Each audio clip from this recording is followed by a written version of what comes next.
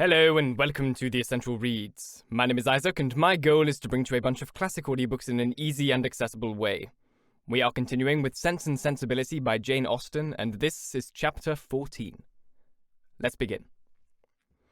The sudden termination of Colonel Brandon's visit at the park, with his steadiness in concealing its cause, filled the mind and raised the wonder of Mrs. Jennings for 2 or 3 days. She was a great wanderer, as everyone must be who takes a very lively interest in all the comings and goings of all their acquaintance. She wondered, with very little intermission, what could be the reason of it. Was sure there must be some bad news, and thought over every kind of distress that could have befallen him with a fixed determination that he should not escape them all. "Something very melancholy must be the matter, I am sure," she said. "I could see it in his face. Poor man. I'm afraid his circumstances may be bad. The estate at Delaford was never reckoned more than 2,000 a year, and his brother left everything sadly involved. I do think he must have been sent for about money matters. For what else can it be? I wonder whether it is so. I would give anything to know the truth of it. Perhaps it is about Miss Williams. And, by the by, I dare say it is, because he looked so conscious when I mentioned her. Maybe she's ill in town. Nothing would be more likely. I have a notion she's always rather sickly. I would lay a wager it is about Miss Williams. It is not so very likely he should be distressed in his circumstances now, for he is a very prudent man, and, to be sure, must have cleared the estate by this time.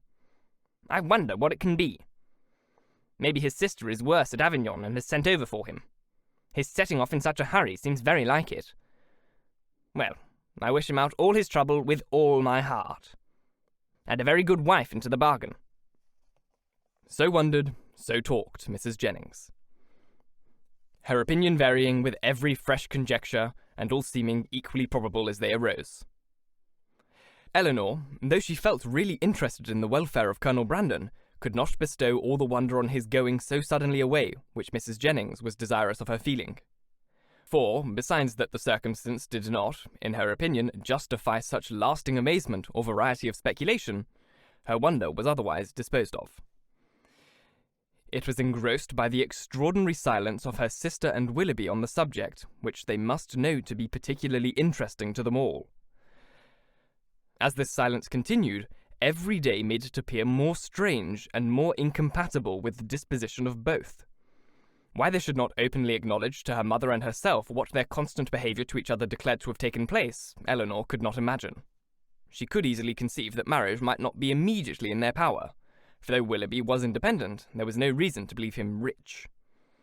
His estate had been rated by Sir John at about 600 or 700 a year, but he lived at an expense to which that income could hardly be equal, and he had himself often complained of his poverty. But for this strange kind of secrecy, maintained by them relative to their engagement, which, in fact, concealed nothing at all, she could not account. And it was so wholly contradictory to their general opinions and practice that a doubt sometimes entered her mind of their being really engaged. And this doubt was enough to prevent her from making any inquiry of Marianne. Nothing could be more expressive of attachment to them all than Willoughby's behaviour. To Marianne it had all the distinguished tenderness which a lover's heart could give, and to the rest of the family it was the affectionate attention of a son and a brother. The cottage seemed to be considered and loved by him as his home. Many more of his hours were spent there than at Allenham, and if no general engagement collected them at the park, the exercise which called them out in the morning was almost certain of ending there, where the rest of the day was spent by himself at the side of Marianne, and by his favourite pointer at her feet. One evening in particular, about a week after Colonel Brandon had left the country, his heart seemed more than usually open to every feeling of attachment to the objects around him. And on Mrs. Dashwood's happening to mention her design of improving the cottage in the spring, he warmly opposed every alteration of a place which affection had established as perfect with him. "What?" he exclaimed. "Improve this dear cottage? No, that I will never consent to. Not a stone must be added to its walls, not an inch to its size, if my feelings are regarded." "Do not be alarmed," said Miss Dashwood. "Nothing of the kind will be done, for my mother will never have money enough to attempt it." "I'm heartily glad of it," he cried. May she always be poor, if she can employ her riches no better. Thank you, Willoughby. But you may be assured that I would not sacrifice one sentiment of local attachment of yours, or of anyone whom I loved, for all the improvements in the world. Depend on it, that whatever unemployed sum may remain when I make up my accounts in the spring, I would even rather lay it uselessly than dispose of it in a manner so painful to you. But are you really so attached to this place as to see no defect in it? I am, said he. To me it is faultless. Nay, more. I consider it as the only form of building in which happiness is attainable, and were I rich enough, I would instantly pull comb down and build it up again in the exact plan of this cottage. With dark, narrow stairs and a kitchen that smokes, I suppose, said Elinor. Yes, cried he, in the same eager tone, with all and everything belonging to it. In no one convenience or inconvenience about it should the least variation be perceptible. Then, and then only, under such a roof, I might perhaps be as happy at Combe as I have been in Barton. I flatter myself, replied Elinor, that even under the disadvantage of better rooms and a broader staircase, you will hereafter find your own house as faultless as you do now this. There are certainly circumstances, said Willoughby, which might greatly endear it to me. But this place will always have one claim on my affection which no other can possibly share. Mrs. Dashwood looked with pleasure at Marianne, whose fine eyes were fixed so expressively on Willoughby's as plainly denoted how well she understood him. And how often did I wish, added he, when I was at Allenham this time 12-month, that Barton College were inhabited. I never passed within view of it without admiring its situation, and grieving that no one should live in it. How little did I then think that the very first news I should hear from Mrs. Smith when I next came into the country would be that Barton Cottage was taken.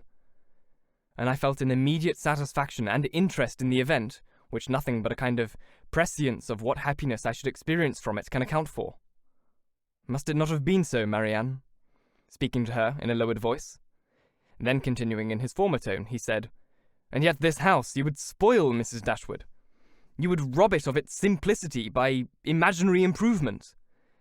And in this dear parlour in which our acquaintance first began, and in which so many happy hours have been spent since by us together, you would degrade to the condition of a common entrance, and everybody would be eager to pass through the room which has hitherto contained within itself more real accommodation and comfort than any other apartment of the handsomest dimensions in the world can possibly afford. Mrs. Dashwood again assured him that no alteration of the kind should be attempted. You are a good woman, he warmly replied. Your promise makes me easy. Extend it a little further, and it will make me happy. Tell me not only that your house will remain the same, but that I shall ever find you and yours as unchanged as your dwelling, and that you will always consider me with the kindness which has made everything belonging to you so dear to me. The promise was readily given, and Willoughby's behaviour during the whole of the evening declared at once his affection and happiness. Shall we see you tomorrow to dinner? Said Mrs. Dashwood when he was leaving them. I do not ask you to come in the morning, for we must walk to the park to call on Lady Middleton. He engaged to be with them by 4 o'clock. Thank you so very much for listening. If you enjoyed, please like, comment, share, all that jazz, and if you really enjoyed it, do subscribe, because there is more to come. It's a long book. Not much has happened yet, except rich people being rich people and talking and parlours and stuff, but the plot does pick up. Don't worry about that. There's a lot of love stories to come. I don't know how to sell this book to you. It's really good. You just need to stick with it. Please do.